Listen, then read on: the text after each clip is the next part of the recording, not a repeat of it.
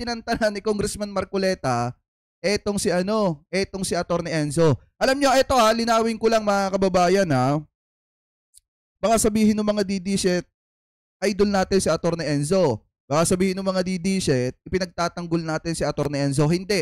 Ginagawan lang natin to ng reaction mga kababayan at ina-analysis lamang po natin. Ano po, kaya nga sinabi ko sa inyo kanina na in my honest opinion, hindi handa dito etong si Attorney Enzo kasi hindi naman nga expected na naandyan pala sa hearing etong si Congressman Marcoleta. Pero bilang isang vlogger kasi mga kababayan, dapat alam niya kung anong date inilabas yung vlog niya, mabanggit pa lang yung title, alam na niya yan kasi nga unang-una mga kababayan, vlog po niya yan. Ano po, dapat may idea na siya dyan. So ngayon, yung mga nagsasabi dyan, na mga DD-shit na makikitid ang utak, na idol daw natin itong si Attorney Enzo, isipin nyo na kung ano yung gusto nyong isipin. Ano po, pero tayo, ginagawan lang natin to ng reaction video. Ano po, so ngayon, ipagpatuloy pa natin. Ano ang binibigay mo sa followers mo? Ito yung part 2 mga kababayan kasi hindi talaga tinantanan ni Congressman Marcoleta etong si Attorney Enzo. So ngayon, ipagpatuloy pa natin. Wala kang masabi na panlilin lang Ang sinasabi mo ngayon, opinion I want him to apologize, Mr. Chair. Kung abogado ka talaga. Sorry, Mr. Chair, I won't apologize. Opinion ko yun. Mr. Chair, I know that he be cited for contempt. Sige, you're raising your hand, Attorney Ricky. Last, then we'll proceed with the Congressman Plato. Yes, Mr. Chair, salamat. Last na po ito. So, hinahanap ko po talaga yung vlog ko na yun kung tungkol saan. So, nakita ko na po, October 21 pa po pala yun, 2024. May post. So, ibig sabihin, hindi tungkol sa rally yun. Mga kababayan, tungkol yon sa pagpunta ni Congressman Marcoleta doon sa Bicol, na kung saan nakipagkita siya kay former VP Lenny, na nakipagkamayan pa siya kay former VP Lenny, mga kababayan. Kasi si Honorable Congressman Marcoleta, ang post niya, yung tungkol sa pagbisita niya sa Naga. Taga-Naga po kasi ako. Nakipagkita siya kay former Vice President VP Lenny. So ang post ni Honorable Congressman Marcoleta na yun yung mark ng pagiging statesman. Kasi hindi siya kay Duterte, kay Marcos, kay Lenny, para sa kanya unity. So yung topic ko, huwag padadala sa pakulo at panlilinlang ni Anong Marcoleta. panlilinlang doon? Yun nga po, explain ko yung sinabi ko. Kasi opinion ko po ito, sabi ko. Oo nga, hindi panlilinlang yon. Nakipag-handshake ako. Kaya nga, ang sinabi ko, unity begins. Sabihin ko lang po yung sinabi ko doon sa vlog ko. Hindi, panlilinlang ba yun? Mr. Chair, point of order lang po. Para What is the point of order? Point of order po yung hindi, yes. Dapat po, Chair. Okay. So, what is the point of order Kasi you gave time to Attorney. I'm still speaking. Sorry. What's the point of order of Ms. Point of order po yung conduct nung apalitan nila ng exchanges of words. So, you have recognized po Attorney Ricky. So, let him explain before our colleague Marcoleta. I understand. Yeah. Okay, I'll be letting wait, okay. And please address both of you, please address the chair para hindi po nagsasagutan. All right. Thank you. So we'll be letting Attorney Ricky to reply, and then I'll give a chance to Congressman Marcoleta also to ask you as well. Sige. Yes po, Mr. Chair, thank you po. Ang sabi ko lang po, kasi kanina po, tinatanong ako tungkol dun sa vlog ko na yon. Hindi ko talaga maalala sa dami ko ng vlog. So, binasa ko po, pinanood ko. So, tungkol po yun sa post ni Honorable Congressman Marcoleta. Sabi niya, reading from netizens, reactions on my brief and casual meeting with former VP Lenny. After my trip to Sipokot, I now realize how really divided our people are. Reaching out to all our leaders can also be personal. Our ability to show our humanity beyond the realm of political. How else are we able to exemplify the true meaning of statesmanship if you refuse to extend your hand to all who wants to grasp it? I believe unity always begins with the handshake. Tapos may picture siya, kasama niya sa PBBM, si Duterte, si Lenny, si Sara. Ang reaction ko doon, sabi ko, wag tayong wag tayong padadala dun sa pakulo na yon at panlilang na. Kasi sabi ko, ang totoong statesman, ang paninindigan niya para sa bayan. Tama. Hindi ko Totoo yun. nakita kay Congressman Marcoleta na ang mga paninindigan niya sa issue ay para sa bayan. So honest opinion ko po yun. Yun po yung ano ko. Hindi po Ano to mga kababayan, ang tingin ko dito, opinion niya na may judgment. Kasi mga kababayan, ano to yung hinusgahan niya agad na etong si Marcoleta na wag manlilinlang. Kasi nga, wag magpapauto sa mga pakulo, wag magpapalinlang. So, opinion niya to na may judgment nga lang mga kababayan. Kaya siguro ng galaite, etong si Marcoleta. Pero kung titingnan kasi natin mga kababayan, yung sinasabi niya na example ng unity, alam naman niya sa sarili niya na malabo na. Kasi nga si Sara mga kababayan, hindi nga marunong magpatawad. Hindi siya marunong magpatawad at hindi siya nagpapaareglo. At mismong nanggaling yan sa bibig ng ating Vice Presidente. Kaya malabo na yung sinasabi ni Congressman Marcoleta na unity. Ano po, ipagpatuloy pa natin. ako doon, hindi po malicious yung ano ko, yung intention ko doon. Mr. Chair, may Tama yun. Marcoleta, now you have the floor. Pinutol mo lang, attorney. Ang kasunod nun, alam mo, Pero alam nyo mga kababayan, sa totoo lang, bilib ako dito kay Atty. Enzo. Alam nyo, saglip na patulan niya, kasi nga hahaba pa yan kung siya papatulan niya. Mas minabuti niyang pagpasensyahan na lang at hindi na lang sagutin yung huling itinatanong sa kanya ni Congressman Marcoleta. Kasi ipinasok dito yung issue ng ABS-CBN mga kababayan. Kaya nga ang nangyari dito, nang galaite, etong si Congressman Marcoleta. Ilang beses niyang binalikan etong si Atty. Enzo. Pero mas ginusto ni Atty. Enzo mga kababayan na magpasensya na lang. Hindi na lang sumagot. Hindi dahil sa dinidepensahan natin si Atty. Enzo mga kababayan. Nire-reactionan lang natin yung ginawang pamimersonal mga kababayan ni Congressman Marcoleta dito kay Atty. Enzo. Kasi nga binanggit yung pagiging abogado nitong si Atty. Enzo. Ano po, ipagpatuloy pa natin. tingnan po ninyo yung record ni ni Congressman Marcoleta. Siya yung nagsara sa ABS-CBN. Ang yabang-yabang niya. Yes. Isipin mo, sasabihin mo sa akin, you do not even know the issues. Attorney, alam mo ba yung issue sa ABS-CBN? Yes po. What do you know about it? Mr. Chair. You can reply, Attorney Ricky, please. Mahaba po yung mga issues. Pero ang niraise nyo pong issues doon, maraming hindi binabayaran na tax ang ABS-CBN, may mga properties na in-acquire na illegal yung pagkaka-acquire, hindi binabayaran ng mga workers. So, mainly po yun yung nakita kong niraise yung issues nung pinasara yung hindi binigyan ng renew yung franchise. So, Mr. Chair, ano ang panlilingdang doon? Ni hindi mo alam yung Philippine Depository Receipts, ni hindi mo alam yung corporate layering, ni hindi mo alam yung transfer pricing na ginamit nila para magkaroon tax evasion through Big Dipper. Ni hindi mo alam ang napakarami nun. Pagkatapos magbibintang ka na pakulo lang lahat ito, tako'y nanlilin lang. Ano ang binibigay mo sa followers mo, Mr. Chair?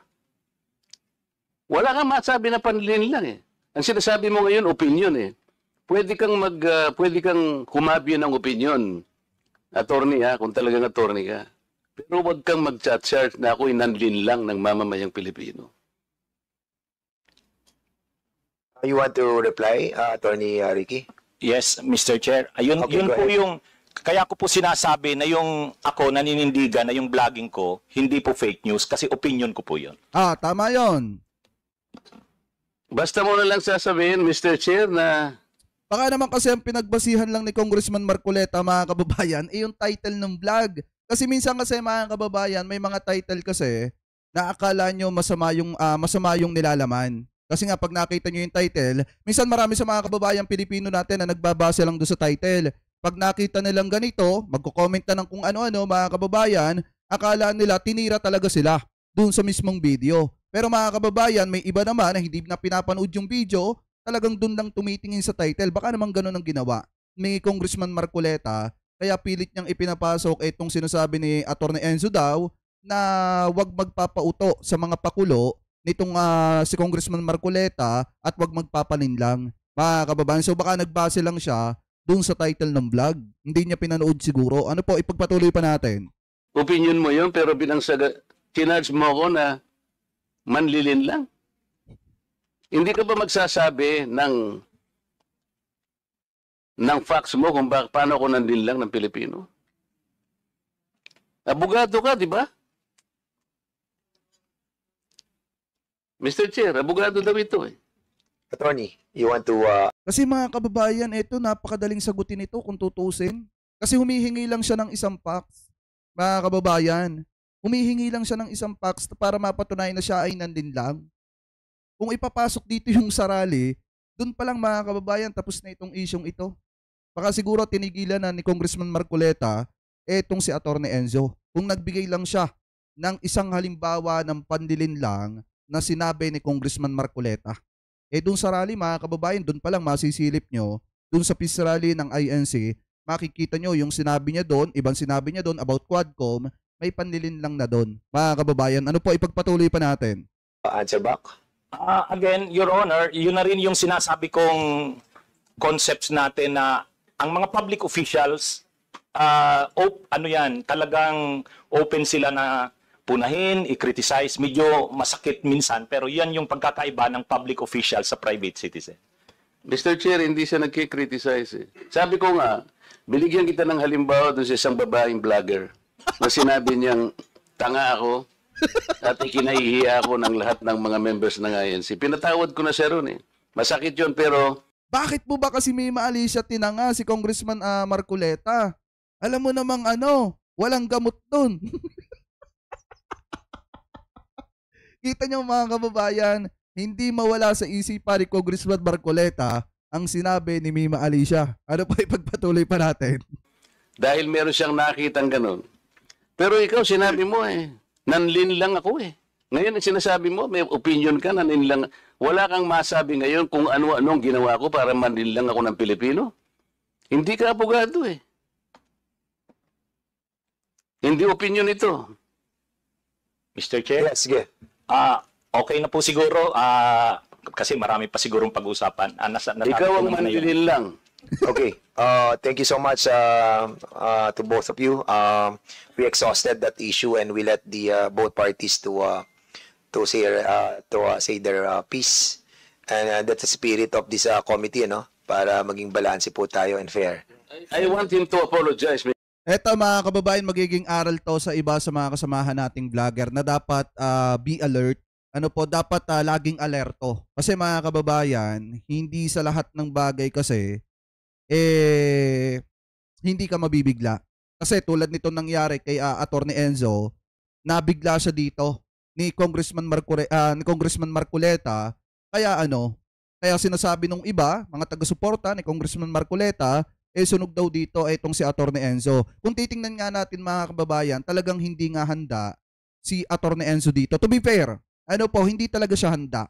At talagang kung titingnan nyo mga kababayan, hindi niya sa ulo yung kanyang vlog. Sabagay, sobrang dami. Sobrang dami na nagagawa niyang video kada araw mga kababayan. Kaya kahit sino talaga na nasa sitwasyon niya, lalo na kung siya ay nagtuturo pa ng law sa mga kababayan natin, especially yung mga nag-aaral, talagang mga kababayan, hindi na niya mapapagtuunan pa ng pansin na alalahanin yung mga video na ginawa po niya. Pero dapat kasi mga kababayan, sa ganitong klase ng sitwasyon, dapat lagi kang handa. Tulad niyan mga kababayan, corner siya ni Congressman Marcoleta. Ang maganda lang kay Atty. Enzo, hindi niya na pinapatulan pa yung ibang pamimersonal ni Congressman Marcoleta.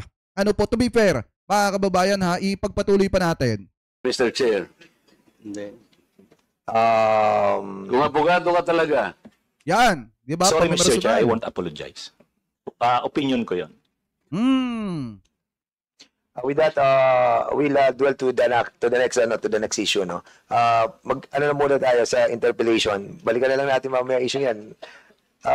Kung ayaw niya mag-apologize, I think we cannot force him to say sorry about it. Mr. Chair, I move that he be cited for contempt. So there's a motion. Peddling lies Okay. before this committee. Nag-move. Hindi lang nag-sorry si Atty. Enzo, mga kababayan. Nag-move na itong si Congressman Marcoleta ng contempt. Akala ko ba galit kayo sa mga nagpapakontempt? Diba? Akala ko ba sinasabi ng mga DDSet, mga kababayan, masama daw yung ginagawa ng mga taga-kamara na pagka hindi gusto, mga kababayan, yung mga resource person na iniimbitahan at hindi sumasang-ayon sa kanilang gustong mangyari, masama daw na ipinapakontempt. Ano itong ginagawa ni Congressman Marcoleta, hindi lang nagsorry sa kanya, etong si Attorney Enzo, mga kababayan, magmumove na siya na ipakontempt, ipakulong sa kamera, etong si Attorney Enzo. Parang ang lumalabas po dyan, di umano, power tripping, mga kababayan, kasi hindi mo lang gusto, hindi mo lang nakuha yung gusto mo na mag-sorry sa'yo. Yung tao na nakapagsalita, sabi mo nang hindi maganda sa'yo, ipapakontempt mo na agad. Parang napakasama nung tingnan. Mga kababayan, ano po, ipagpatuloy pa natin. So, I cannot even answer simple questions kung paano ko nilinlang ang mga Pilipino. We cannot just let people, kahit na public figures tayo I give him the chance. okay, 1 minute suspension. Saka yung panilin lang din, mga kababayan, yung 20 pesos isang kamatis. Diba, pinakitaan ko nga kayo ng kamatis, mga kababayan, napakamura lang ng bili ko. Siguro kaya nasabi niyang mahal ang kamatis, baka sa mall po siya bumili, hindi sa palengke. Mga kababayan, kasi pag sa mall ka bumili ng kamatis, mahal po talaga. Baka nga, mga kababayan, kaya 20 pesos yung isa, baka sa magandang mall siya bumili ng kamatis, hindi po sa palengke. Kasi pag sa palengke, mga kababayan, sa 20 pesos mo, siguro nasa 3 pirasong kamatis na. Ano po, kaya nga ang payo ko sa inyo, pag bibili kayo ng kamatis, dapat yung mga maliliit lang. Kasi pag malalaki, mahal talaga. Ano po, ipagpatuloy pa natin. The parliamentary status ng ating committee, there's a motion that was moved by Congressman Marcoleta to cite Attorney Ricky in contempt. Unfortunately, Congressman Rodante Marcoleta is not a member of any of this committee. So he cannot move any motion regarding this issue. I'm sorry, Congressman Marcoleta. Hindi siya member ng komite, mga kababayan, kaya hindi talaga expected na naandun po siya. Kasi nga hindi po siya parte ng komiting yon. Ano po, kaya nga kung titingnan nyo, nabigo siya na ipakontempt, ipakulong, etong si Congressman Marcoleta, etong si Attorney Enzo, mga kababayan. Ano po, kasi hindi siya part ng committee. Kaya nga, mga kababayan, kahit sino talaga magugulat, ba't nandudun yun? Hindi naman member ng committee. Ano po, ipagpatuloy pa natin. Because I've been informed that you are not a member of any of the committees. And according sa ating rules, hindi po pwedeng Mr. Chair, may I ask my friends in this committee who are well-intentioned enough, and I think they wanted also to protect not only the reputation of this committee, but I think in the interest of truth. With that, Mr. Chairman, siguro, Mr. Chairman, Co-Chair. Hello. Mr. Chair. While, sige, Congressman, can we table this motion for the meantime and proceed with the interpellation? Yeah. I think we can go back to that motion later, By but others. I think we should discuss that thoroughly, since this will be a contempt order and it will be needing the approval of the members present. So it's already 3 p.m. and we have 11 interpellators. So that is my suggestion, Mr. Chair, with the indulgence of Congressman Marcoleta. The members here have been here since early this morning. So kung pwede, tumuloy na muna tayo sa interpellation, then we'll go back to your motion. No. We cannot go back to the motion unless we will be able to talk to the other members to move for that motion. Then for the meantime, we'll be asking, we will table the motion, and for the meantime, we'll be asking Congressman Plato to proceed with the interpellation.